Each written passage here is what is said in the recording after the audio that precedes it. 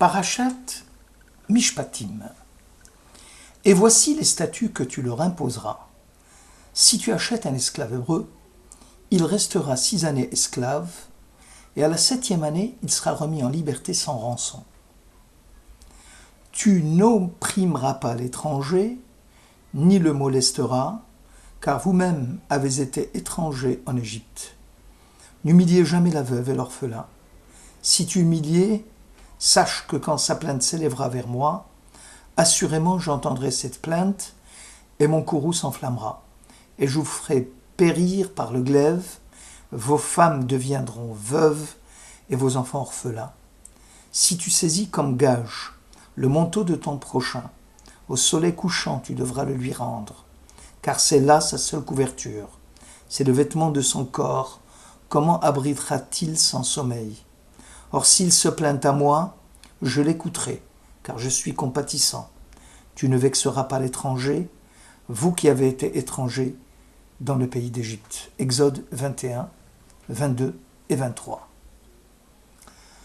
La loi civile légale, en tant que règle impérative promulguée par l'autorité compétente d'une société donnée, dont le respect s'impose à tous les citoyens et qui figure dans le Code civil, va dicter les obligations légales. Toutefois, ces mêmes règles peuvent entrer en conflit avec la loi morale légitime. Les statuts dont parle Moïse relèvent plus des règles impératives qui s'imposent à la conscience humaine et lui dictent ses devoirs. La loi du Sinaï est avant tout une loi morale qui interdit l'homicide, qui interdit l'exploitation de l'homme par l'homme, qui interdit le vol, le prêt à taux d'usure, qui prêche l'amour d'autrui, qui recommande de protéger l'étranger dans le cadre du respect des droits de l'homme. La question centrale de la loi morale est celle de son fondement.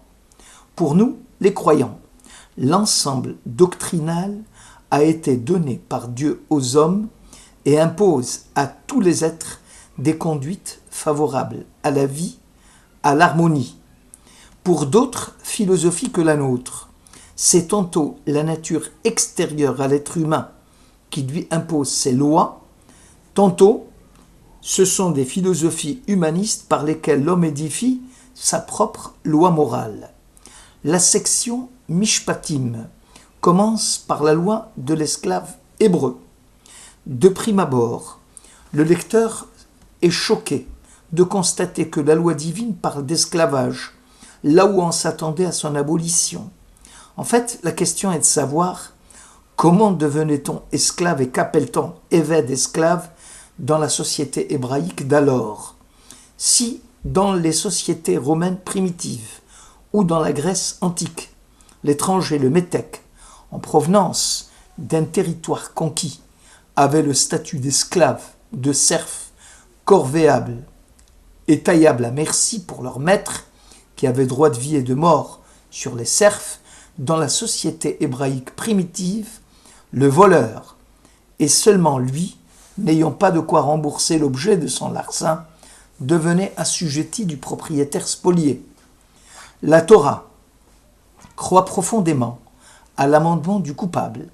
Elle sait que la prison n'est pas faite pour amender les hors-la-loi, qui continueront, hélas, à vivre de leur vol et de leur escroquerie.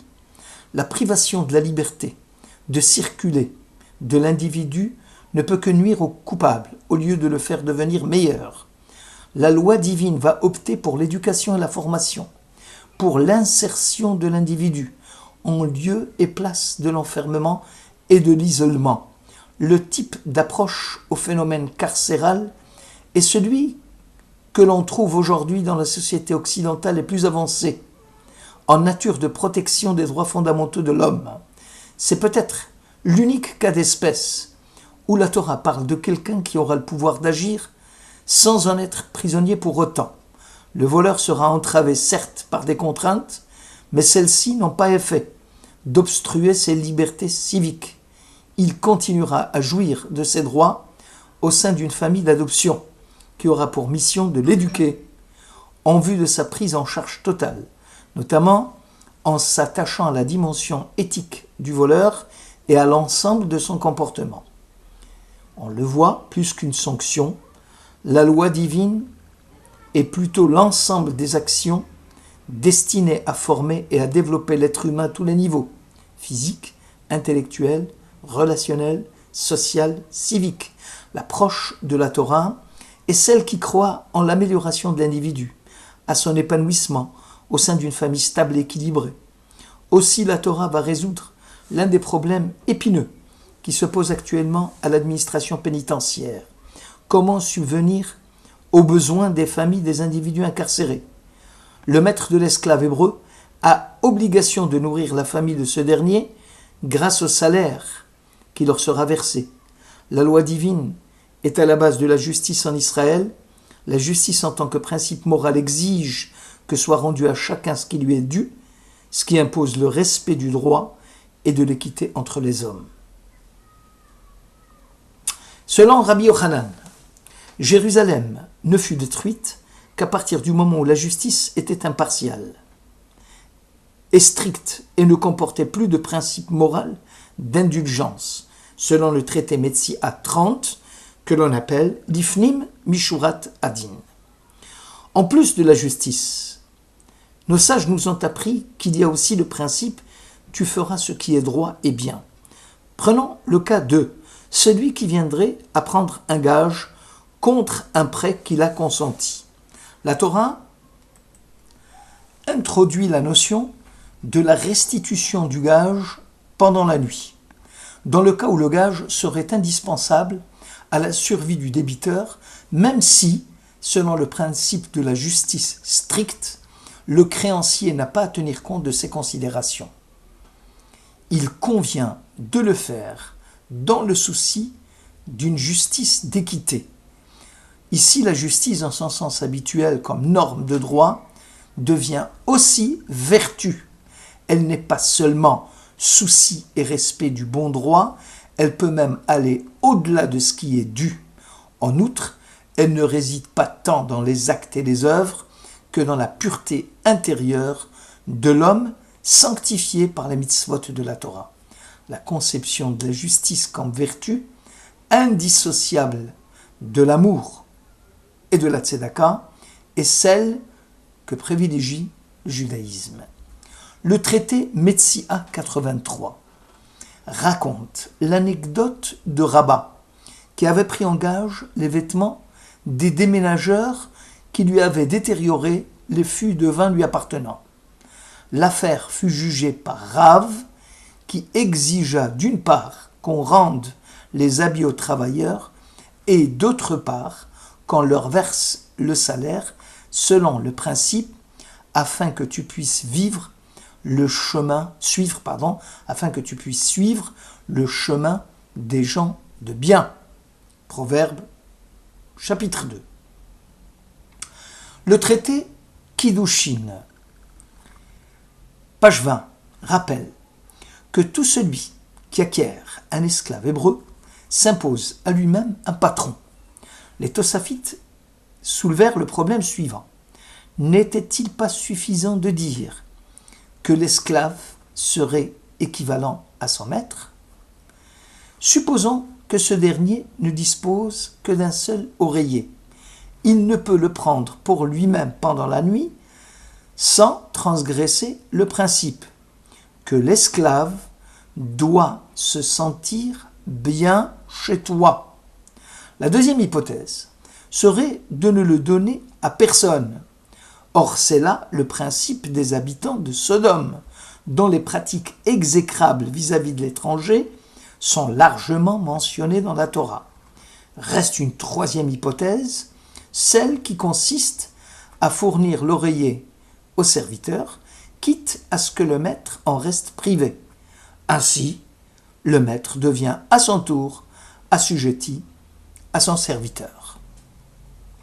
Le rabbin Samson Hirsch fait remarquer que les étrangers dans les sociétés avancées connaissent une discrimination grandissante en matière d'emploi, de droits civiques, le tout codifié dans ces lois que l'on dit anti-étrangers, généralement bien admises par l'opinion publique et encouragées par des campagnes hostiles aux étrangers.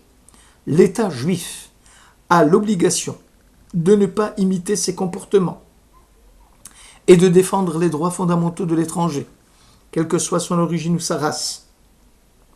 Autrui devient ainsi une source d'exigence morale. Autrui est celui qui m'oblige au respect, le respect que je dois à autrui et qui s'oppose donc à l'indifférence. Le visage d'autrui porte le commandement de l'interdiction de la violence, tu ne tueras point.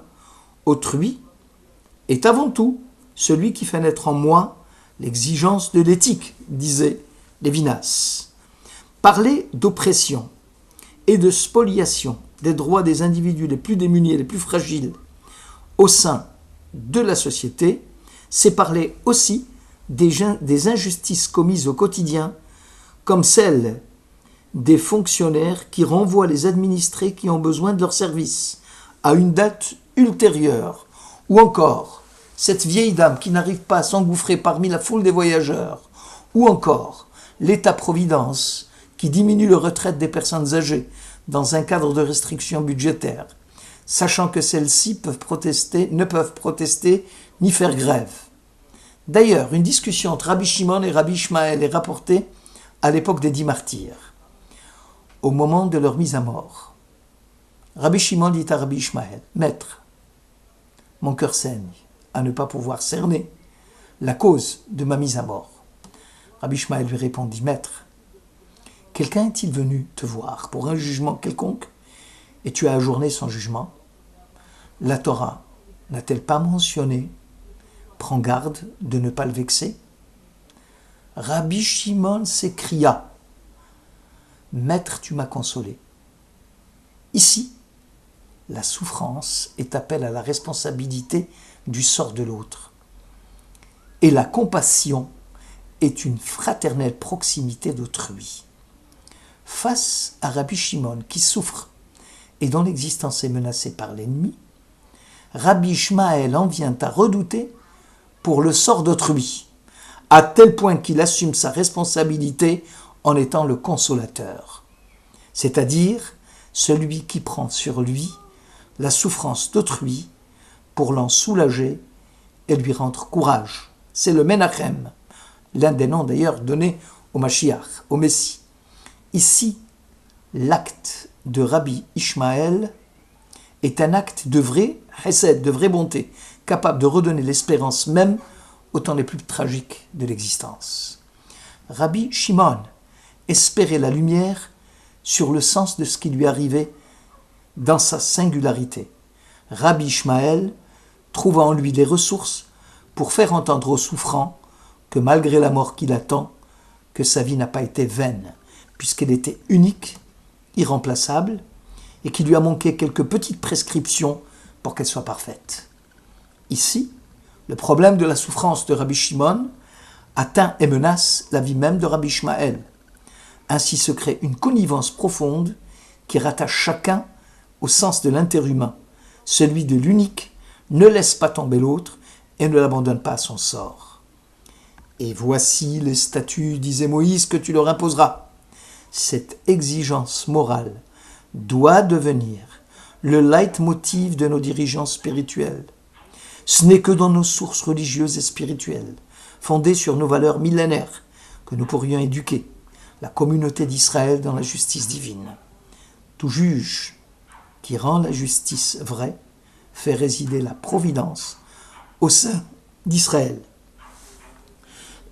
Selon la parole du psalmiste, Elohim nitzav ba'adat el. Dieu se tient toujours dans l'assemblée divine au milieu des juges. Shabbat Shalom.